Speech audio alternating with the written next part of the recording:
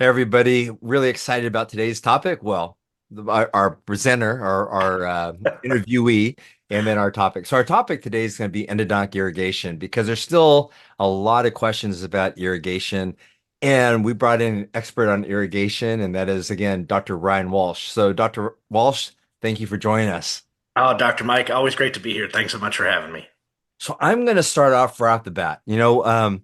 We'll do a little bit of back and forth. So I always tell the doctors, and I think I probably learned this from you, that the best way to dirty up a canal is to use a file, right? So as soon as we put a mechanical file in there, we're creating debris and we're mixing that Yeah, up with the pulpal tissue and the bacteria and everything that's in there. yeah, And then we use those files, whatever file system you're using, to shape things up. But really, the files are to help us find all the canals, and then to irrigate, right? Because irrigation is kind of the key to our chemo mechanical success. yeah.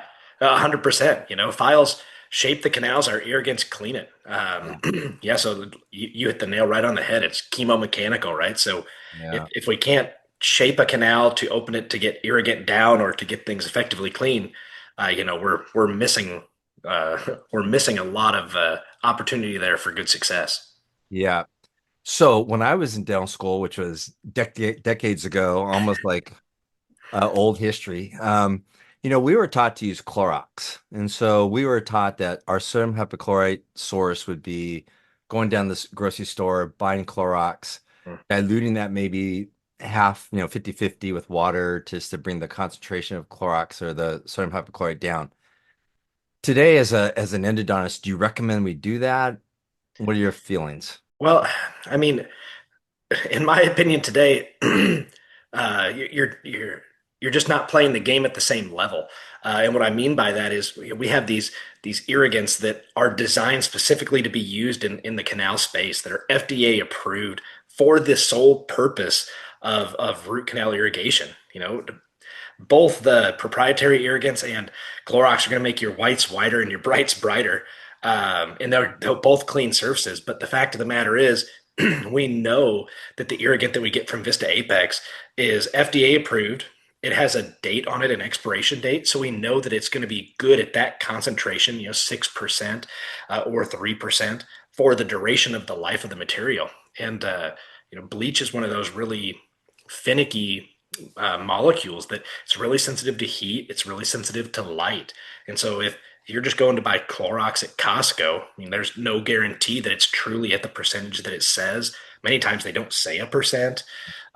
So yeah, to me, if you're just using over the counter store bought bleach, uh, you have room for improvement in your irrigation protocol just with that basic step. Yeah, no, I think you're absolutely right. The sodium hypochlorite that Vista Apex sells, we consider a pharmacy controlled product, right? So I was talking to a doctor and he said, well, how do you know the concentration is what they say it is on the bottle? And I said, because it has a shelf life on it. So, once you pass that date, you don't really know what the concentration is. So you Yep. probably should discard that. Whereas Clorox, I remember the days, where we would buy a bottle of Clorox and put it in the laundry room. And back in the day, I don't know, we didn't, I guess my whites were always white. I didn't use a lot of Clorox.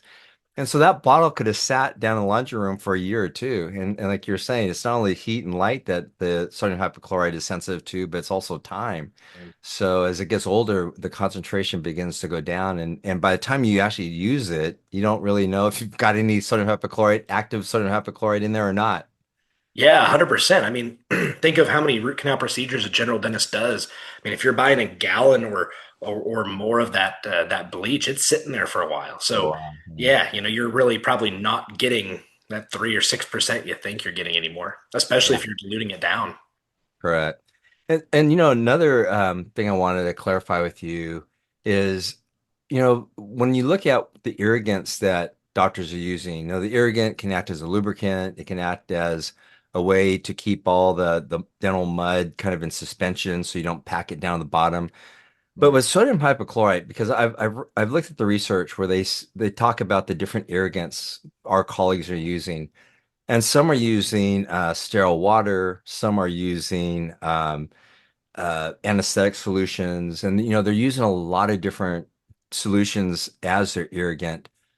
But if you just took, let's say, an example, those two things, sterile water and Mhm. anesthetic solution, and some of the other things, even EDTA has been used as your irrigant. Why do those not perform like the sodium hypochlorite? Why do you recommend sodium hypochlorite? Yeah, I mean, sodium hypochlorite's the gold standard for a reason.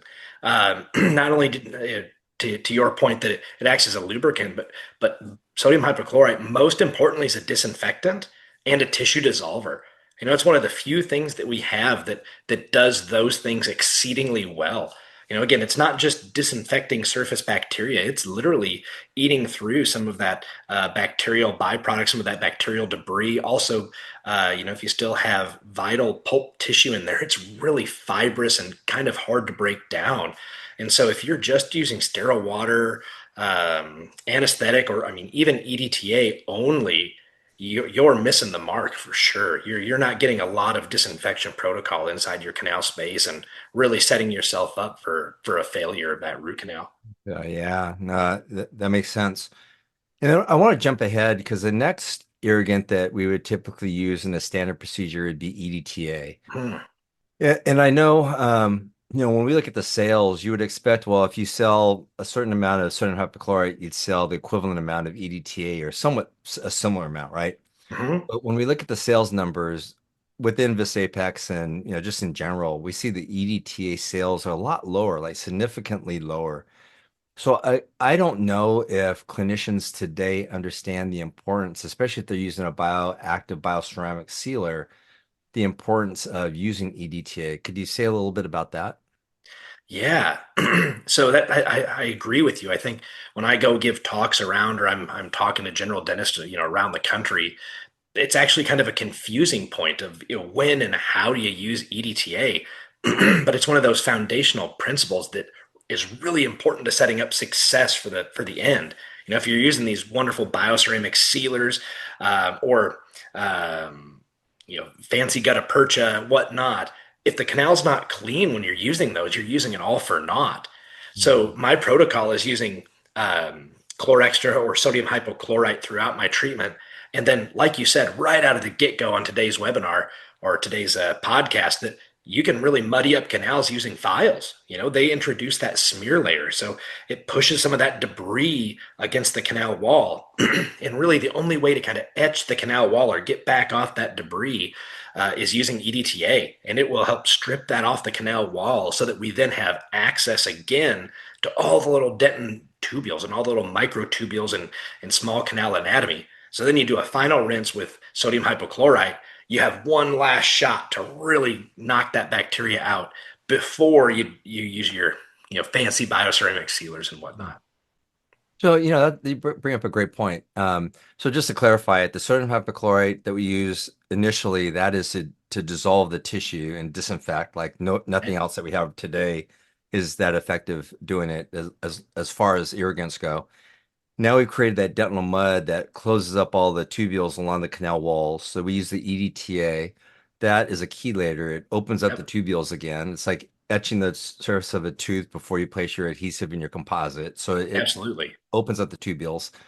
Now we go back in with that sodium hypochlorite because we've opened up those tubules, and now that sodium hypochlorite, especially with some activation, can actually Mhm. get into those lateral spaces, disinfect those areas, and now we rinse it out. We should be able to fill it up. Does that work Yeah, for you? Yeah. it's spot on. I mean that's exactly right. That's the rationale and the walkthrough from start right up to obturation. So if I'm using if I'm not using the EDTA, not only do we not get the adhesion of our bioceramic sealer to the canal walls because that smear layer is there, but if I don't use EDTA to remove that smear layer, is there a chance that I would assume that smear layer contains a lot of debris, bacteria, and everything like that? So is there a greater chance, no matter what sealer, even if it's not a bioceramic sealer, of failure if I don't use EDTA?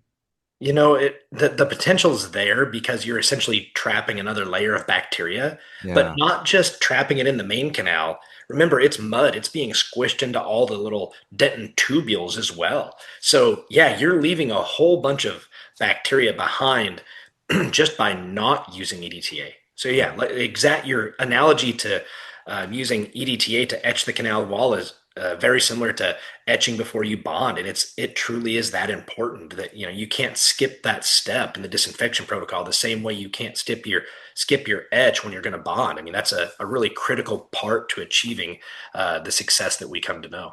Yeah, no, I think you bring up a great point. So whether or not I use a bioactive or bioceramic sealer or not, I should be using the EDTA just because I have to get that mud out of there before Yeah. I saturate, Yeah, right? absolutely. No matter what sealer you're using, whether it's Roth's, H plus, bioceramic, it really doesn't matter if the canal's not clean. So Yeah. yeah, hypochlorite throughout while you're instrumenting, EDTA to get rid of that smear layer, and then one final rinse or a couple final rinses with sodium hypochlorite again. So hypochlorite, EDTA, hypochlorite, and you're setting yourself up for a good success with irrigation. No, I think that's great. I think for a lot of people that listen to this, just that change and that clarification could take them from having 80% success to having 95% success. So, Yeah, one step makes a big difference. yeah, you're worth your weight in gold this evening. We appreciate that. You know, and maybe before we leave that, since we're talking about the solutions, is activation an important part? Like the Endo Ultra with its ultrasonic activation, is that Yeah. highly recommended or is it just something that's a nice thing to be able to do? What I importance mean, does it have for you? both, right? Today activation is so commonplace that, there are people who are not activating, but many people are trying some type of activation. And to me, the one that's the best bang for your buck and is the most clinically attainable is ultrasonic activation. I mean, sonic and ultrasonic are dramatically different animals. And for $500-600, give or take, you can have a cordless handheld, either one. And so if you're going to invest that 500 or 600 bucks, ultrasonic is truly a step above. I mean, you're really playing the game at a different level if you're using ultrasonic activation. Not only are you opening up more tubules, but you're getting out more debris. You're actively um, actively agitating the irrigant so it pulls the bacteria off of the canal walls or out of those dentin tubules to a degree that you can't get with just side vented needle irrigation. So I have this I was teaching a course a week ago and I had a doctor that came up with a really good idea. He said he's an associate doc and he said his senior doctor they don't have either sonic activation or ultrasonic activation. So he said his senior doctor showed him how to use a water pick to agitate in the canal. And I said, How "Wow, about that, that? that's innovative." Yeah, Yeah, that's thinking outside the box. How about yeah. that? You got to be really good at aiming that water into that little canal, and I'm sure it gets to be a little messy after you're doing that, right? So Yeah, I can imagine it's going everywhere. yeah. I So want to see this in action. yeah, so I told him, I said, you might think about getting into Ultra because your Yeah, doctor, your senior doctor, he's on the right path. But I think the Endo Ultra will really be a little bit more effective than trying to aim a water pick down into the canal. totally, Yeah. totally. Okay, so now let's carry it into kind of what we call advanced irrigation. So we have the How- sodium hypochlorite, we have the EDTA, and if you wanted to, you could actually use a broad spectrum antimicrobial like chlorhexidine as a final rinse to get into the Sure. right, and then you could do your obturation. So now is our advanced protocol that we have at Vista Apex is we have Chlor Extra. Chlor Mhm. Extra is the sodium hypochlorite, but it has surfactants in it so that's better able to digest the tissue in the canal faster Right. and then lower the surface tension so it can get into those little lateral spaces a little bit faster and easier. Dr. Mike, I mean, you're an endo guru here. Yeah. Yeah, you're preaching the truth. That's spot on. Chlor Extra is our go-to sodium hypochlorite in our office. Both of my partners and I, that's our go-to everyday gold standard for our office because it does exactly what you just said. I mean, if we can dissolve that tissue faster, if we can get into the small isthmus, the small fins, all those little nooks and crannies much more predictably, why wouldn't we be using it? So for us, it's an absolute no-brainer. About 20 cc's of Chlor Extra per case, and sometimes more, sometimes a little bit less with ultrasonic activation. Again, how many things can you use? How many arrows do you have in your quiver that are really going to set you up for success? And And just using an irrigant with surfactants is so spot on. So then once I'm using that throughout the duration of my treatment, I still use an EDTA, but you can also use an alternative, just like you alluded to, um, that has a chlorhexidine mixed with it so that as it's pulling that smear layer off, you have an extra layer of disinfection, if you will. So, yeah, kind of throwing a couple different tricks at the bacteria. And one common misconception is that chlorhexidine could replace sodium hypochlorite. And no, that's not the case because although chlorhexidine is a really good antimicrobial and has great sustainability, it's not good at tissue dissolution. So during your treatment, while you're working with your files, you want to have that tissue dissolution capacity. So sodium hypochlorite, chlor extra, things like that are really important. But once you move into that final irrigation, using something that's a combination of chlorhexidine and EDTA, now you can really maximize the benefit of both of those and get the antimicrobial as well as the smear layer removal. So I think there's some validity to using these proprietary final irrigation steps. Yeah. Now, and one thing I think you brought up was a great point is the volume of irrigant to use. Like you're saying, I guess if you're doing like a molar, you might use 20 cc's of irrigant total. Yeah, give or take. I mean, that's kind of my benchmark of where I shoot. If I'm doing a maxillary anterior tooth, I'm probably using I'm 15 or so, Wow. just because although there's only one canal, the canal's really large, and Yeah. so just the turnover volume, I still try to keep it pretty high per canal to make sure that we're again the more bacteria you can get out, the more likely you are for success. Yeah. I just think that there's a lot when I talk to doctors about the volume that they're using, a lot of times it's a lot less than that. So Yeah, a I think lot. it's just a good guideline to mention that, yeah, just use lots of irrigant to just dissolve that tissue out. I've So, never heard of anybody irrigating too much in a canal. That it just doesn't exist. You're never going to over irrigate. yeah, yeah. So going back to the standard protocol, sodium hypochlorite, EDTA, and then maybe chlorhexidine. What you have to be aware of is don't go from your sodium hypochlorite to your chlorhexidine, right? Because that could form a Yeah, full precipitate inside. yeah, you're so right, and thank you for bringing up this point because if you mix sodium hypochlorite with chlorhexidine, like a 2% chlorhexidine or even Paradex, you're going to get some precipitate. It's called perchloroaniline, and gosh, it just makes such a mess of everything. It forms this kind of black or excuse me, brown rust color precipitate and just gets everything slimy and mucky. So if you're going to do some type of chlorhexidine final irrigation, make sure either that you rinse the canal out really well with EDTA or saline, something like that, or use one of the proprietary blends like Smear Off, where it does not form that precipitate, possibly because it's concentration dependent, possibly because of some of the other builders or molecules they have in the irrigant that protects that chlorhexidine. So, yeah, make sure if you're going to use that chlorhexidine, you're doing it very cautiously and very deliberately as to not mix it with sodium hypochlorite.